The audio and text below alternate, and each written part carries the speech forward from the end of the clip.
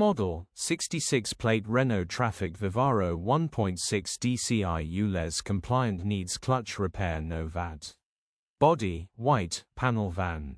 Mileage, 140270. MOT, the 22nd of October 2025.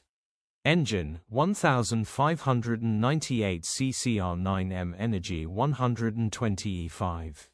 Transmission, 6-speed manual, front-wheel drive. Mechanical summary, starts great. Runs great. Unfortunately, the clutch pedal is on the floor and leaking fluid. Will need the concentric slave cylinder replacing, but might as well put a new clutch in while you're there, but totally up to you. Engine starts and sounds perfect. Condition summary, bodywork is very clean and presentable. Interior is very clean and has plenty life left in it.